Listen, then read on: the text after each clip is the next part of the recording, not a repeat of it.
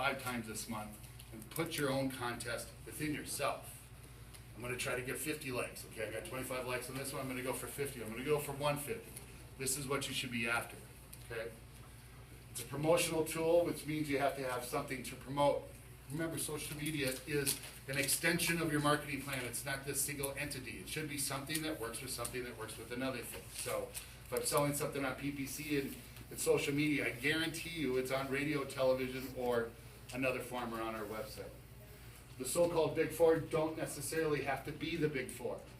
Facebook, Twitter, Google Plus, and LinkedIn, take one and be fantastic at it. Google Plus is very important to Google.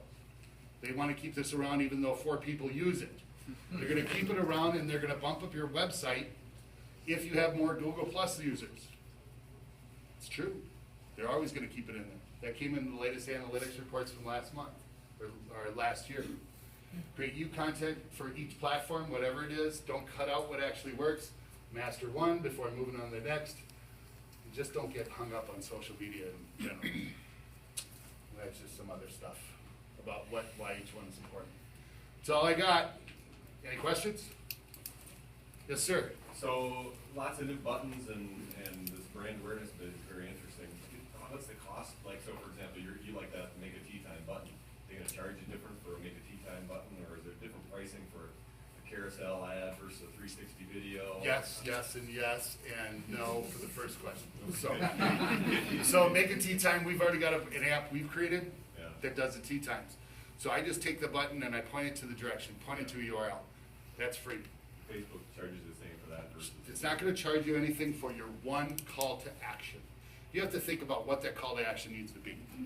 If you have a problem with people finding your address because you have multiple businesses in the area and they're not finding the right business, then maybe directions is the call to action you want to have there. If everybody calls and you have a fantastic front desk team, maybe the call button is the most important. At a restaurant, it might be reservations, or it might be menu. You know, at a golf course, it's going to be tea times. But you only get one per page. That's the key to know about that. It's within the promoted posts and the ads that you can click the call to actions, the pay to play portion.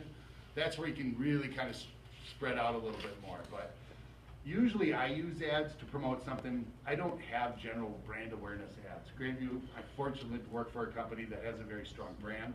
I don't need a lot of brand advocacy ads. But when I throw Golftoberfest a month ago and I have a free concert for everybody locally, then I reach out to 30 miles within the radius of my property where I'm having it, and I'm going to have a sponsored ad, and I'm going to have a button that says click here for directions. You know, and it's cheap. I might only pick $60 to boost the post. But I know by boosting it, it's going to come up a little bit higher. I've got a call to action. I can track everything. It works out good. Frank, you mentioned the importance of responding quickly to various kinds of messages. Do your social media people respond, or do you send it to front desk or customer service or somebody else? So I'm social media people, and I have one other person that does that part-time. So it's only myself or Horton. So if I'm not around, I'll send it to her to respond, right? We have a little contest to see who can respond first, because it comes up on your phone as something to read, and if it disappears, then we know somebody read it. So that's something we work internally. Now, if it's an issue, say if it's no different than I do on TripAdvisor, as I do if somebody creates a comment. I will talk, if it's an F&B related or it has to do with rooms, I will talk to Jim Benson right away. You know, I'll just give him a call. It has to do with reservations, I talk to my res manager. I always reach out to find out what the issue before responding, because I don't want to go into the walkway blinded, you know. So, yes? As far as your response time, pick up on that, don't have, because maybe it's like a 3-person or maybe a 4-person operation. You say 45 minutes to respond.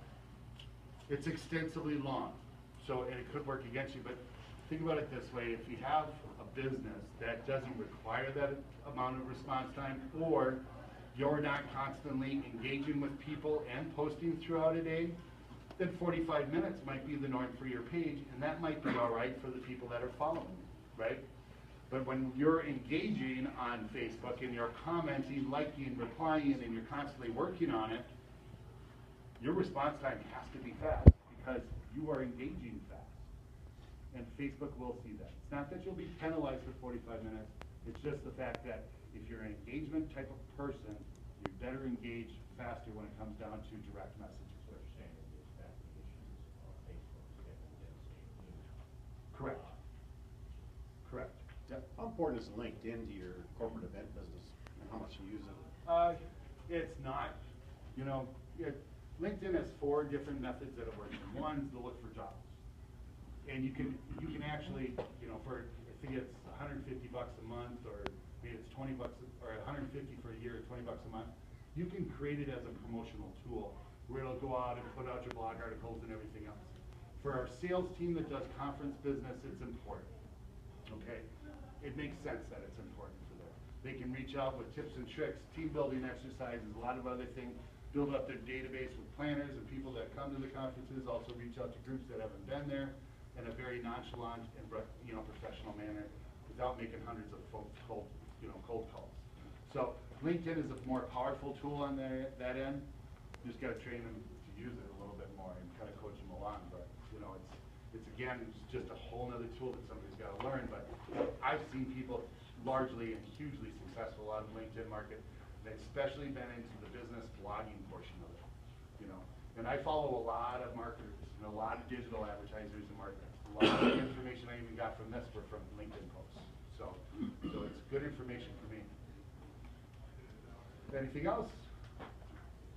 Well, thank you, everybody. You have a fantastic day. I hope you didn't dislike the presentation.